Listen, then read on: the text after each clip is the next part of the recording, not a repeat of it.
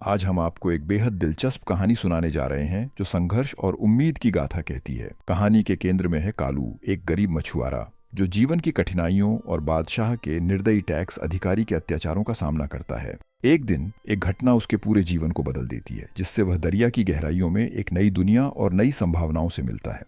नमस्कार दोस्तों, स्वागत है आपका एलसीबी स्टोरीज में, जहां हम आपके लिए लाते हैं हर बार एक नई कहानी जो न सिर्फ आपको मनोरंजन देगी बल्कि आपको कुछ सोचने पर भी मजबूर कर देगी। तो चलिए बिना किसी देरी के शुरू करते हैं इस कहानी का सफर। बहुत समय पहले की बात है। एक बड़े राज्य में कालू नामक एक गरीब मछुआरा रहता था। जब वह बहुत छोटा था तभी उसके माता पिता का देहांत हो गया था और उसकी दुनिया में कोई रिश्तेदार नहीं था। इस सदमे ने उसके छोटे से दिल पर भारी जिम्मेदारियों का बोझ डाल दिया। कालू हर सुबह दूसरे मछुआरों के साथ दरिया की गहराइयों में जाता और अपने छोटे से जाल से मछलियां पकड़ता, लेकिन उसका जाल इतना छोटा था कि उसमें कभी कभी ही बड़ी मछलियां फंसतीं। वो हर दिन चंद छोटी मछलियां पकड़कर ही अपने लिए रोटी का इंतजाम करता। आज भी जाल खाली है, कालू ने खुद से कहा जब वह सारी सुबह इंतजार करता रहा, लेकिन जाल में कोई मछली नहीं फंसी। भूख उसके शरीर से ताकत छीन रही थी, लेकिन उसने हार नहीं मानी। कालू का दिल नेक था, वह हमेशा दूसरों की मदद के लिए तैयार रहता था।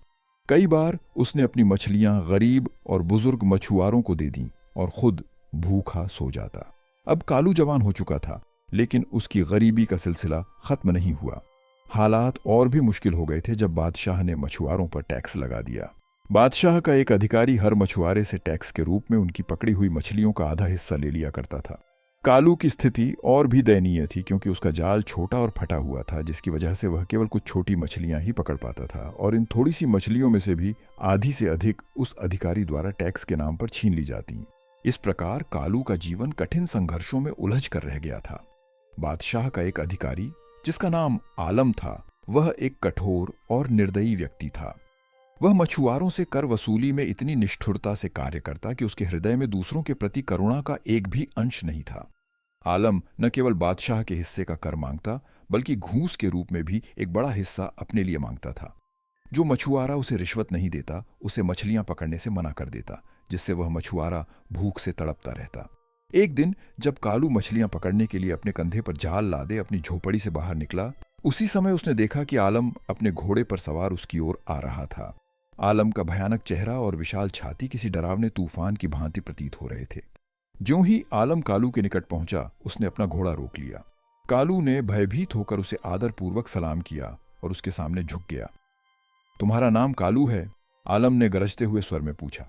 जी सरकार, मेरा नाम कालू है, उसने कांपते हुए कहा। कल तुमने कितनी मछलियां पकड़ी थीं? आलम के सख्त लहजे ने कालू के दिल को तेजी से धड़कने पर मजबूर कर दिया। सरकार, 15 मछलियां पकड़ी थीं, कालू ने हिम्मत जुटाकर कहा। आलम का चेहरा गुस्से से लाल हो गया। झूठ बोलते हो गुस्ताख, उसने चिल्लाते हुए कहा। हमें खबर मिली है कि कल तुमने 100 से ज्यादा मछलियां पकड़ी, मगर हमारे आदमी को तुमने धोखे से सिर्फ 10 मछलियां दी। तुम्हें हमें 75 मछलियां देनी थीं, लेकिन तुमने हमें सिर्फ चढ़ाने के लिए छोटी छोटी मछलियां दी हैं। आलम की आवाज में घृणा स्पष्ट थी और कालू के दिल में डर और निराशा घर कर गई। आलम ने हाथ में पकड़े कोड़े को हवा में लहराते हुए कालू की ओर घूरते हुए कहा। उसकी आंखों में क्रोध की चिंगारी थी। तुमने इतनी हिम्मत कैसे की? उसने दहाड़ मारते हुए पूछा। कालू ने भयभीत होकर उत्तर दिया। सरकार, आपको गलत सूचना दी गई है। मैं तो एक गरीब मछुआरा हूं। मेरा जाल फटा हुआ है और उसमें कभी भी 20 से अधिक मछलियां नहीं फंसती। उसकी आवाज में घबराहट और निराशा दोनों साफ सुनाई दे रहे थे। झूठ बोलते हो और हमें भी झूठा कहते हो, आलम ने गुस्से से कड़कते हुए कहा। तुमने ऐसी गुस्ताखी की हिम्मत कैसे की? ये कहते हुए उसने अपनी पूरी ताकत से कालू की कमर पर कोड़े का प्रहार किया। कालू के मुंह से दर्द की एक चीख निकली और वह जमीन पर गिरकर तड़पने लगा। हम फिर चीखते भी हो? आलम की भ्रुकुटी तिरछी हुई और वह और भी अधिक गुस्से में आ गया। वह कूदते हुए घोड़े से नीचे उतरा और कालू पर कोड़े की बारिश कर दी। कालू बेचारा अपने शरीर को पीड़ा से बचाने की कोशिश करता रहा। उसकी चीखें दर्द और निराशा में बदलने लगीं, लेकिन आलम के दिल में उसकी करुणा का नामो निशान नहीं था। कालू का पूरा शरीर लहूलुहान हो गया और उसके चेहरे पर अंधेरा छाने लगा। वह बेहोश हो गया। आलम ने अपने सिपाहियों से कहा, इसे उठाकर दरिया में फेंक दो। यह गुस्ताख है और हम गुस्ताखों को जिंदा रहने का हक नहीं देते। एक सिपाही ने बेहोश कालू को टांग से पकड़कर दरिया की तरफ घसीटना शुरू कर दिया। इसके शरीर के साथ भारी पत्थर बांध दो ताकि यह हमेशा के लिए दरिया में डूब जाए। आलम ने बेरहमी से आदेश दिया। सिपाही ने आलम के हुक्म का पालन करते हुए कालू को उसके फटे जाल में बांध दिया और फिर 2-3 बड़े पत्थर डाल दिए।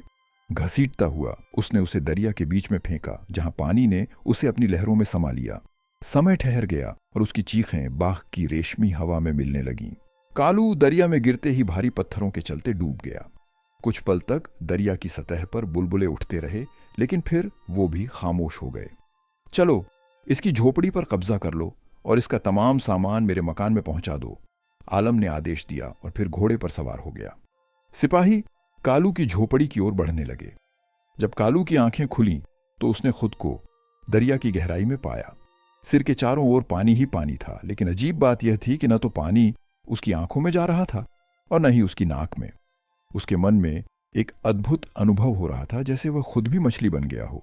उसकी पूरी शरीर पर हल्की चोटें और उसका पूरा शरीर लहूलुहान था और पूरे शरीर में दर्द की लहरें उठ रही थीं, लेकिन अंदर से एक अजीब सा सुकून था जिससे वह सांस भी आराम से ले रहा था।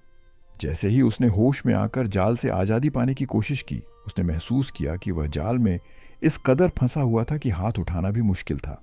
उसने मजबूती से जाल की डोरियों को अपने दांतों से काटने की कोशिश की, लेकिन उन डोरियों की मजबूती ने उसे निराश कर दिया।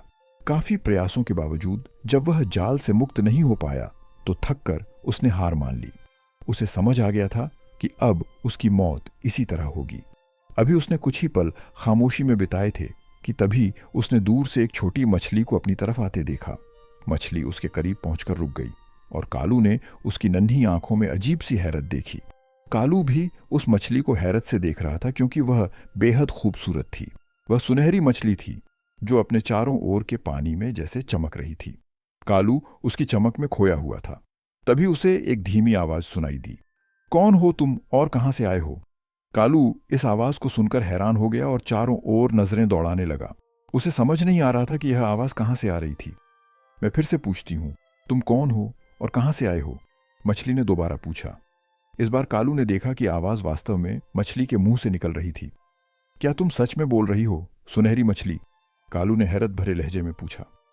हाँ, मैं ही बोल रही हूं, मेरी बात का जवाब दो, मछली ने कहा। इस पर कालू एक बार फिर चौंक गया। न केवल वह मछली की बात समझ रहा था, बल्कि मछली भी उसकी बात समझ रही थी। उसके दिल में एक निराशा की जगह खुशी पैदा हुई। शायद मैं इस मछली की मदद से जाल से आज़ादी हासिल कर सकूंगा। मैं कालू हूं, मछुआरा हूं। मुझे बादशाह के मुलाजिमों ने मारने के लिए बांधकर दरिया में फेंका है, उसने सच्चाई से कहा। उसकी आवाज में उदासी का भारीपन था। मछली ने तीखे स्वर में कहा, तो तुम मछुआरे हो जो मछलियों के दुश्मन होते हैं और उन्हें पकड़कर खा जाते हो? उसकी आवाज में आक्रोश था, मानो वह कालू को उसके कर्मों की याद दिला रही हो। कालू इस आरोप से स्तब्ध और भयभीत हो गया। उसे एहसास हुआ कि मछलियां मछुआरों को किस नजर से देखती हैं और अपना दुश्मन समझती हैं। हाँ, छोटी मछली, मैं वास्तव में मछुआरा हूं, लेकिन आज तक मुझे यह नहीं पता था कि मछुआरा होना कुछ गलत है, कालू ने शर्मिंदगी से कहा। उसकी आवाज में स्पष्ट पछतावा था। हाँ, तुम मछलियों के दुश्मन हो, इसलिए मैं तुम्हारी कोई मदद नहीं करूंगी, छोटी मछली ने गोलाकार आंखों से जवाब दिया। दरअसल मैं तो चाहूंगी कि तुम जल्द से जल्द मर जाओ, ताकि कम से कम एक दुश्मन से हमें निजात मिल सके। कालू का दिल भारी हो गया। लेकिन अच्छी मछली, दुनिया का तो यही दस्तूर है कि जीने के लिए और पेट भरने के लिए जीव जंतु एक दूसरे का शिकार करते हैं। सोचो तो, बड़ी मछलियां छोटी मछलियों को नहीं खाती क्या? उसने समझाने की कोशिश की। हाँ, खा तो जाती हैं, छोटी मछली ने कुछ विचार करते हुए कहा। कालू ने एक बार फिर कहा, और तुम भी पेट भरने के लिए नन्हे मुन्ने कीड़ों को नहीं खाती? मछली ने हल्की सी हिचकी ली। हाँ, खाती तो हूं, उसने स्वीकार किया। तो फिर क्या तुम इन कीड़ों की दुश्मन हो? कालू ने जिज्ञासा से पूछा। मछली ने अपने धारणाओं को एक नए ढंग से देखने का प्रयास करते हुए कहा, नहीं, दुश्मन तो नहीं, मैं तो सिर्फ पेट भरने के लिए ऐसा करती हूं। कालू ने अपनी बात को मजबूती से रखने की कोशिश की। यही हाल हमारा है, हम भी पेट भरने के लिए मछलियां पकड़ते हैं, हम मछलियों के दुश्मन नहीं होते। ये कुदरत का निजाम है, इसे कोई नहीं छोड़ सकता।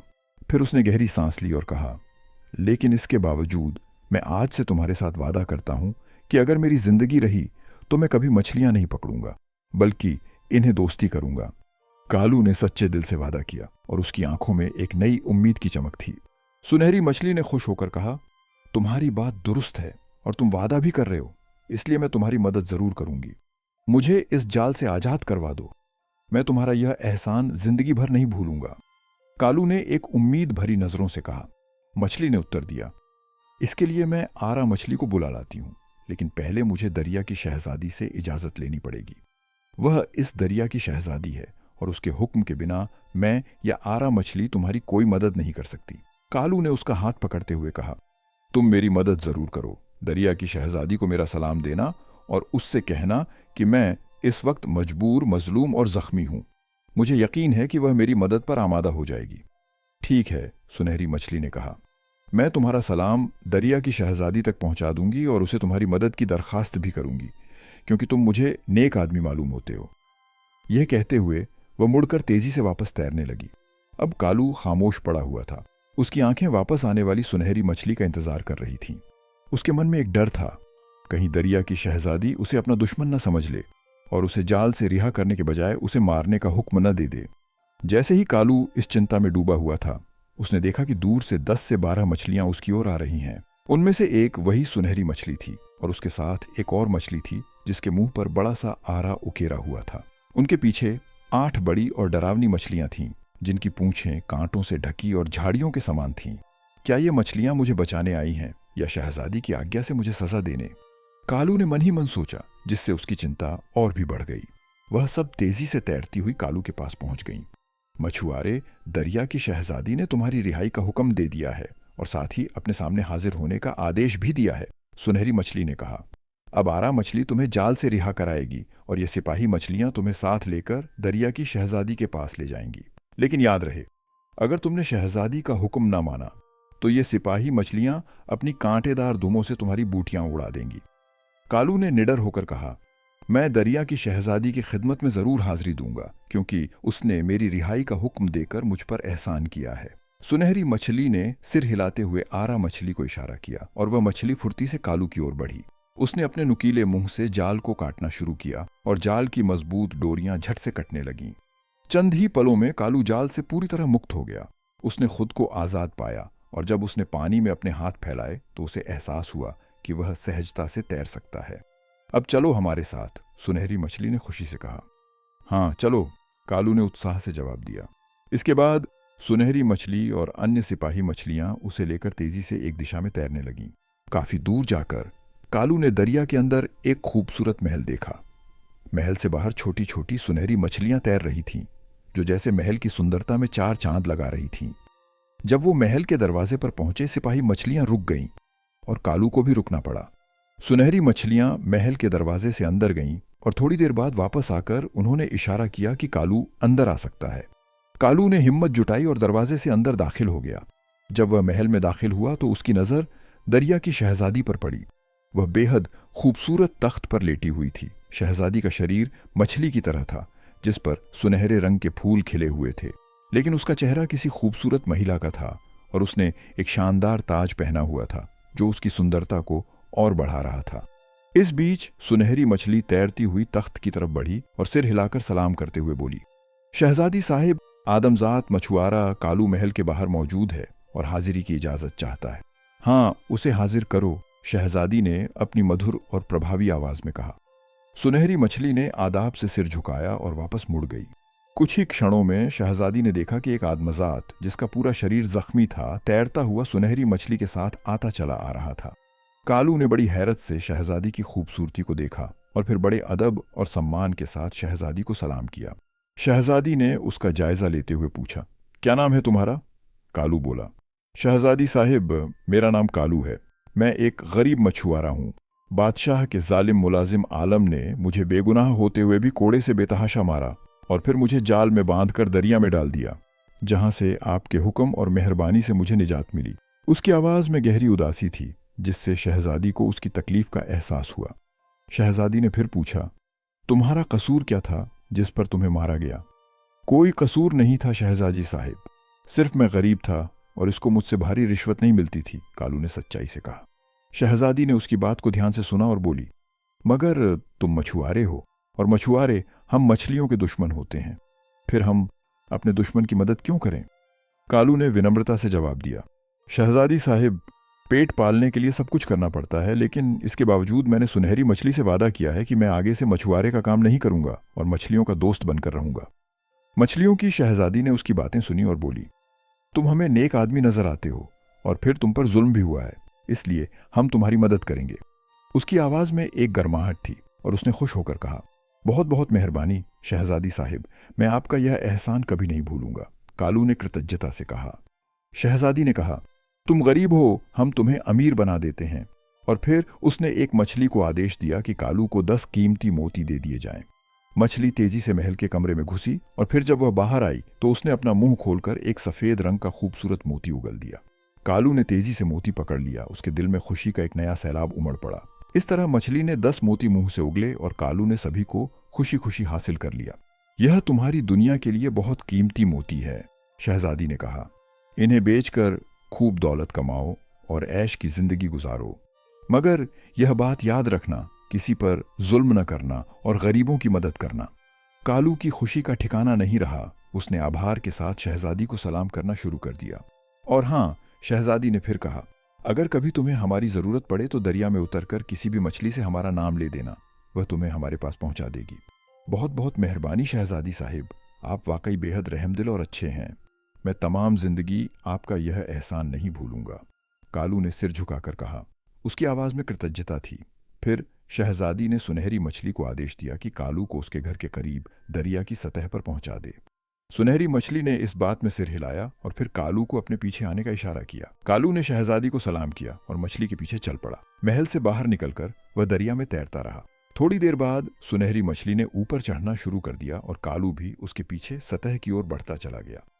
बस अब तुम बाहर चले जाओ, यहां से करीब ही तुम्हारी झोपड़ी है, सुनहरी मछली ने कहा। कालू ने सुनहरी मछली का दिल से शुक्रिया अदा किया और उसे सलाम करके रास्ते की ओर बढ़ता चला गया। ज्यों ही वह अपनी झोपड़ी के करीब पहुंचा, उसके मन में नई उम्मीद, हिम्मत और संकल्प थे। सुनहरी मछली ने उसकी आंखों में निहारा, फिर वह वापस मुड़ गई, दरिया के गहराई में जाते हुए। कालू नई जिंदगी की ओर बढ़ चला। उसकी धड़कनों में सपनों की मधुर धुन थी। कालू ने पानी से सिर बाहर निकाला और देखा कि वह सचमुच अपनी झोपड़ी के करीब मौजूद था। उसने जल्दी से किनारे पर चढ़कर झोपड़ी की ओर बढ़ना शुरू किया। उसकी खुशी का ठिकाना नहीं था। उसके पास 10 बेहद कीमती मोती थे।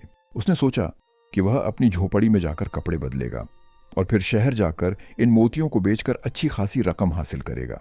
फिर वह अपनी झोपड़ी की जगह एक नया महल बनाएगा।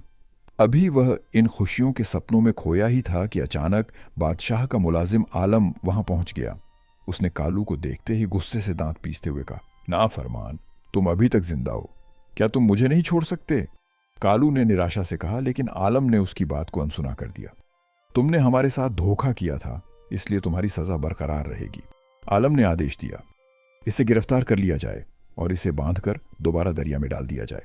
यहां शाम तक पहरा दो ताकि कोई इसे बचा ना सके। फिर देखते हैं कि कौन इसे बचाने की हिम्मत करता है और ये कैसे बचता है। मुलाजिम का आदेश मिलते ही इसके सिपाही कालू पर टूट पड़े और उन्होंने रस्सियों से उसे बांधना शुरू कर दिया। कालू बेचारा चीखता और पुकारता रहा, कृपया मुझे मत ले जाओ, लेकिन उसकी कोई सुनने वाला नहीं था। जब कालू को अच्छी तरह बांध दिया गया, जैसे ही उन्होंने उसे उठाया तो उसके पास रखे मोती बाहर गिर पड़े। मोतियों को देखकर सब हैरान रह गए। उनकी चमक ने सबकी नजरें अपनी ओर खींच लीं और आलम भी चौंका। जब मुलाजिम ने मोती देखे तो वह खुशी से उछल पड़ा और घोड़े से उतरकर जमीन पर पड़े हुए मोती उठा लिए। अरे, ये तो बेहद कीमती मोती है, उसने फटी फटी आंखों से मोतियों को देखते हुए चिल्लाया। इसे तलाशी लो, इसके पास और भी मोती होंगे। उसने अपने सिपाहियों को आदेश दिया। सिपाहियों ने कालू की तलाशी ली, लेकिन इसके पास से कोई और मोती नहीं निकला। ये मोती तुमने कहां से हासिल किए थे? मुलाजिम ने कोड़ा लहराते हुए सख्त लहजे में पूछा। कालू ने शोक में भरकर जवाब दिया, ये मोती मुझे दरिया की शहजादी ने दिए हैं। तुम शायद सच बोल रहे हो। अब मुलाजिम को उसकी बातें सुनकर यकीन होने लगा। मैं सच कह रहा हूं हुजूर, मुझ पर रहम करें, मेरी जान बख्शी कर दें, कालू ने हाथ जोड़कर रोते हुए कहा। अब मैं तुम्हारी जान बख्शी के बारे में सोच सकता हूं, मुलाजिम ने कुछ सोचते हुए कहा, मगर इसके लिए तुम्हें इतने ही और मोती दरिया की शहजादी से लाने होंगे। मगर हुजूर, कालू ने निराशा से कहा, क्या मालूम शहजादी और मोती देगी या नहीं। हम कुछ नहीं जानते, मुलाजिम ने कठोरता से कहा। हमें मोती चाहिए, हम तुम्हें दरिया में फेंक देंगे, फिर हम यहीं इंतजार करेंगे। अगर तुम और मोती ले आओ तो तुम्हारी जान बख्शी कर दी जाएगी, वरना हम तुम्हें अपने हाथ से कत्ल कर देंगे। मुलाजिम के आदेश पर सिपाहियों ने कालू के शरीर से भारी पत्थर बांधकर उसे दरिया में फेंक दिया। दरिया में गिरते ही कालू बेहोश हो गया। जब उसे होश आया तो उसने खुद को दरिया की गहराई में पाया। उसके दिल में डर और उदासी दोनों थे। अब वह सोच रहा था कि अगर कोई मछली आए तो वह अपनी हालत बयान करके शहजादी को खबर भेज सके। थोड़ी देर बाद एक सिपाही मछली तैरते हुए वहां पहुंच गई। उसकी आंखों में सवाल था और वह कालू की तरफ देख रही थी। अच्छी मछली, शहजादी से जाकर कहो कि गरीब कालू को जालिमों ने फिर बांधकर दरिया में फेंक दिया है और उससे मोती भी छीन लिए हैं। कालू ने सिपाही मछली से निवेदन किया। अच्छा, मैं अभी तुम्हारा पैगाम पहुंचा देती हूं, मछली ने कहा और फिर मुड़कर तेजी से तैरते हुए पानी में गायब हो गई। कालू वहीं पड़ा इसका इंतजार करता रहा और थोड़ी देर बाद उसने सिपाही मछली को एक आरा मछली के साथ वापस आते देखा तो उसकी खुशी का ठिकाना नहीं रहा। आरा मछली ने पहले की तरह अपने तेज मुंह से उसकी रस्सी काट दी। शहजादी साहिब तुम्हें बुला रही है, तुम मेरे साथ चलो, सिपाही मछली ने कहा। कालू ने सिर हिलाया और वह सिपाही मछली के साथ तैरते हुए आगे बढ़ता चला गया। थोड़ी देर बाद उन्हें शहजादी का महल नजर आया। सिपाही मछली महल के दरवाजे पर रुक गई और कालू को अंदर जाने का इशारा किया। जब कालू अंदर दाखिल हुआ तो उसने दरिया की शहजादी को तख्त के सामने बैठे देखा। तख्त के करीब जाकर उसने शहजादी से सलाम किया। तुम फिर आ गए हो आदमजात, शहजादी ने पूछते हुए कहा और कालू ने दुख भरी आवाज में तमाम हाल उसे सुनाया। हम, इसका मतलब है कि बादशाह का मुलाजिम वाकई बेहद जालिम और लालची है। हमें इसे सजा देनी होगी, शहजादी ने इस बार गुस्से में कहा। वो बहुत लालची और जालिम है शहजादी साहिब, अब वह दरिया के किनारे पर खड़ा मेरा इंतजार कर रहा होगा, कालू ने डरते हुए कहा। उसकी आवाज में चिंता थी। ठीक है, तुम फिक्र मत करो, इस बार हम उसे ऐसी सजा देंगे कि वह आगे से कभी किसी पर जुल्म करने की सोच भी नहीं पाएगा, शहजादी ने आश्वासन दिया। फिर उसने एक मछली को आदेश दिया, कालू को अंदर से लाकर 10 सफेद मोती और एक गीगा मोती भी दे दो। मछली महल के अंदर गई और वहां से 10 सफेद मोती और एक गीगा मोती लेकर आई। मछली शहजादी से बोली, यह मोती ले लो और इस लालची आदमी को दे दो और उसे हमारी तरफ से कह दो कि वह हर महीने तुम्हें भेजकर हमसे 10 मोती मंगवा लिया करे।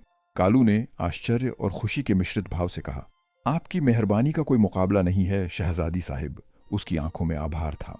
जैसा आपका हुक्म शहजादी साहिब, मगर यह तो उसे इनाम मिल जाएगा, सजा कैसे मिलेगी? कालू ने डरते डरते कहा। तुम फिक्र मत करो, बस देखते रहो, जब उसे सजा मिल जाएगी तो तुम हमें आकर हाल बताना, शहजादी ने आत्मविश्वास से कहा और एक मछली को आदेश दिया कि कालू को किनारे ले जाकर छोड़ दे।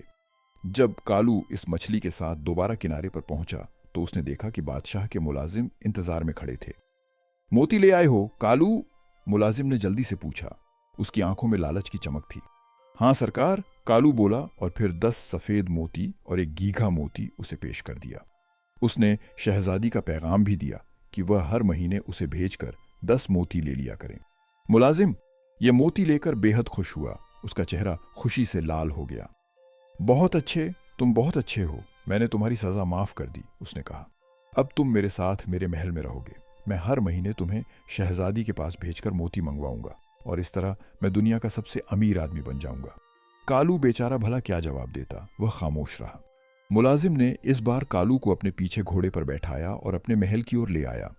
रास्ते में उसने सोचा कि अगर वह गीगा रंग का मोती बादशाह को तोहफे के तौर पर दे दे तो बादशाह बेहद खुश होगा।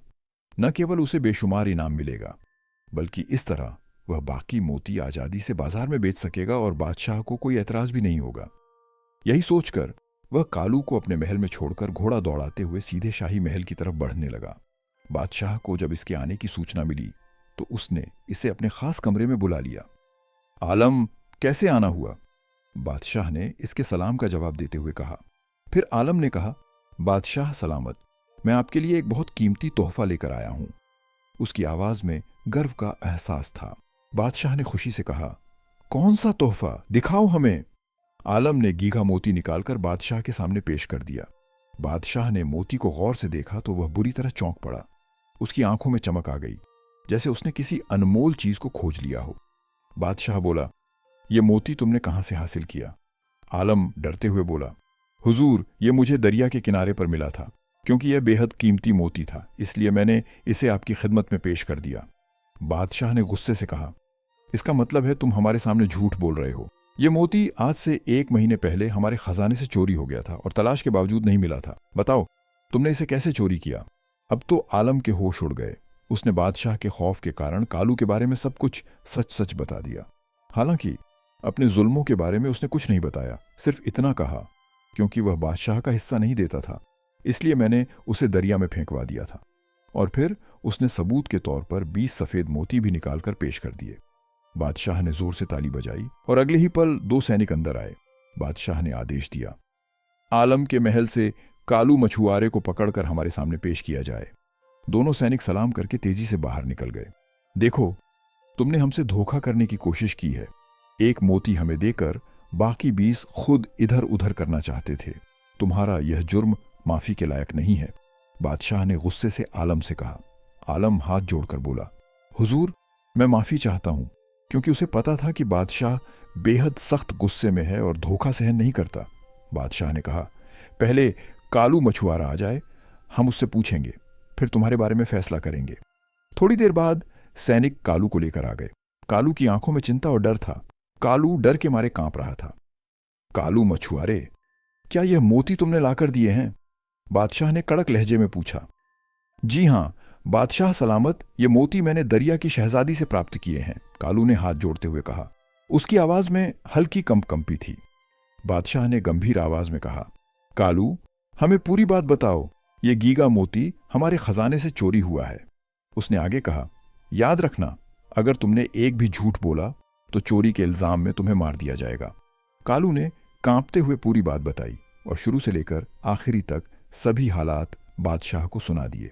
बादशाह ने गुस्से में आकर कहा, हमें तुम्हारी कहानी पर यकीन है, क्योंकि तुम्हारा चेहरा और उदासी यह साबित कर रहे हैं कि तुम सच्चे हो। इसका मतलब यह है कि हमारा यह मुलाजिम लालची और रिश्वतखोर है। जी हां हुजूर, यह मुलाजिम बेपनाह तरीके से मछुआरों पर जुल्म करता है और भारी रिश्वत वसूल करता है, कालू ने कहा। बादशाह ने आदेश दिया, दूसरे मछुआरों को भी बुलाया जाए ताकि इस बात का सबूत मिल सके। बादशाह के आदेश पर कई मछुआरों को पकड़कर महल में लाया गया, क्योंकि वे सभी इस मुलाजिम के जुल्मों से तंग और परेशान थे। उन्होंने सच सच सब कुछ बता दिया। अब तुम क्या कहते हो? हमने तुम्हें वहां इसलिए नहीं रखा था कि तुम इन गरीब मछुआरों पर जुल्म करो, बादशाह ने आलम से कहा। आलम गिड़गिड़ाते हुए बादशाह से बोला, मैं माफी चाहता हूं जनाब, मेरी गलती हो गई। बादशाह ने कहा, नहीं, मैं इंसाफ करूंगा, तुम्हें रिश्वत और जुल्म की सजा जरूर मिलेगी। फिर उसने जोर से ताली बजाई। फौरन ही एक सैनिक अंदर आया। बादशाह ने आदेश दिया, जल्लाद को हाजिर किया जाए। चंद ही पल में जल्लाद हाथ में तलवार लिए अंदर आ गया। उसकी आंखों में गहरी कठोरता और आत्मविश्वास था। इस जालिम और रिश्वतखोर का सिर कलम कर दिया जाए, बादशाह ने जल्लाद को आदेश देते हुए कहा। आलम बहुत रोया, गिड़गिड़ाया और माफी मांगी, लेकिन बादशाह ने उसकी एक भी बात न सुनी। उसके इशारे पर जल्लाद ने तलवार का एक ही वार किया और उसका सिर तन से जुदा कर दिया। बादशाह ने सख्त आवाज में कहा, जो हमारी आम जनता पर जुल्म करेगा और रिश्वत लेगा, उसका यही अंजाम होगा। फिर बादशाह ने कालू को उसकी सच्चाई और ईमानदारी पर शाबाशी दी और मुलाजिम का महल और ओहदा उसे इनाम के रूप में स्वीकार करने की पेशकश की। कालू ने हाथ जोड़ते हुए डरते डरते कहा, मगर हुजूर, मैंने दरिया की शहजादी से वादा किया था कि मैं अब मछलियां नहीं पकड़ूंगा बल्कि मछलियों से दोस्ती करूंगा। इसलिए अगर मैं इस सौदे को मानता हूं तो मुझे शाही हिस्सा सारे मछुआरों से वसूलना होगा, और इस तरह मैं शहजादी के वादे के खिलाफ जाऊंगा। बादशाह ने उसके इस वादे की पाबंदी पर खुश होकर कहा, तुम्हारी सच्चाई और वादा निभाने की भावना सराहनीय है। फिर उसने मछुआरों पर टैक्स माफ कर दिया। बादशाह ने कालू को 20 मोती भी बख्शे ताकि वह उन्हें बेचकर इज्जत की जिंदगी गुजार सके। कालू बहुत खुश हुआ और फिर बादशाह के इनाम के रूप में उस आलम का ओहदा और महल स्वीकार करके मोतियों के साथ राजमहल से बाहर आया। उसने फौरन शहर में जाकर वह 20 मोती बेचे और इन मोतियों के बदले में उसे इतनी दौलत मिली कि उसके महल के सारे कमरे सोने के सिक्कों से भर गए। कालू ने बस्ती में जाकर तमाम मछुआरों को इकट्ठा किया और कहा, दोस्तों, आज से तुम सब मछलियां पकड़ने का काम छोड़ दो ताकि मैं दरिया की शहजादी से कह सकूं कि अब से इस दरिया की कोई मछली नहीं पकड़ी जाएगी। तमाम मछुआरों ने कालू से कहा, मगर अगर हम मछलियां नहीं पकड़ेंगे तो खाएंगे कहां से? कालू ने सबको बेशुमार सोने के सिक्के दिए, इतने सिक्के कि वे तिजारत कर सकें और ऐश और आराम की जिंदगी जी सकें। इससे हम अपनी रोजी रोटी कमा सकते हैं, उसने कहा, और अब हमें किसी की दया की जरूरत नहीं होगी। मछुआरों को जब इतनी दौलत मिली तो वे बेहद खुश हो गए। उन्होंने मछलियां पकड़ना बंद कर दिया। कालू अपने वादे को पूरा करके बहुत खुश था। एक दिन उसने फैसला किया कि वह दरिया की शहजादी को अपने हाल सुनाने के लिए दरिया में उतरेगा। तैरते हुए वह शहजादी के महल में पहुंच गया। जब उसने शहजादी को तमाम हालात सुनाए तो शहजादी उसकी बात सुनकर बेहद खुश हुई और उसने और भी ज्यादा मोती दे दिए। मगर शहजादी साहिब, कालू ने जिज्ञासा से पूछा, आपको कैसे इल्म था कि इस जालिम को सजा मिलेगी? हो सकता था कि वह गीगा मोती बादशाह के पास न ले जाता। यह मोती शाही महल के नीचे से एक मछली को मिला था और इसने हमें लाकर दिया था, शहजादी ने स्पष्ट किया। हम मोती देखकर समझ गए थे कि यह शाही मोती है। हमने इसलिए यह मोती दिया था ताकि जब वह जालिम आदमी इसे बेचने जाएगा तो पकड़ा जाएगा और बादशाह से जरूर सजा पाएगा। अब यह उसकी किस्मत थी कि वह सीधा मोती लेकर बादशाह के पास पहुंच गया। कालू ने दरिया की शहजादी का शुक्रिया अदा किया और वापस अपनी दुनिया में लौट आया। उसने इस बार शहजादी से उपहार में मिले मोतियों को बेचकर दौलत हासिल की और उसे दूसरे गरीबों में बांट दिया। इस तरह बहुत से गरीबों को गुर्बत से निजात मिल गई और वे उसे दुआएं देने लगे। कालू अब बहुत अमीर बन चुका था और वह बड़े मजे से रहने लगा, लेकिन फिर भी वह हर वक्त गरीबों की मदद करता रहता था। वह अक्सर शहजादी से मिलने जाता और हर बार शहजादी उसे और मोती दे देती। इस तरह कालू की जिंदगी ऐश और आराम से गुजरने लगी, लेकिन उसकी उदारता और दया ने उसके दिल को हमेशा गरीबों के प्रति संवेदनशील बनाए रखा। उसकी कहानी न केवल उसकी खुशी को दर्शाती थी, बल्कि यह भी दिखाती थी कि सच्चे धन और खुशियों का मतलब दूसरों की मदद करना और समाज के लिए कुछ करना है। प्यारे दोस्तों, यह थी आज की अजीबोगरीब कहानी। अगर आपको यह कहानी पसंद आई तो कृपया कमेंट में अपनी राय जरूर बताएं और इस वीडियो को अपने दोस्तों के साथ शेयर करें। हम उम्मीद करते हैं कि आपको हमारी आज की यह कहानी पसंद आई होगी। अंत में आपसे एक बार फिर अनुरोध है कि हमारे चैनल को सब्सक्राइब करें और साथ ही घंटी के बटन को दबाएं ताकि आपको हमारे आने वाली सभी वीडियो का नोटिफिकेशन मिलता रहे। मिलते हैं एक नई कहानी के साथ। तब तक अपना और अपने अपनों का ख्याल रखें और हमेशा खुश रहें। धन्यवाद।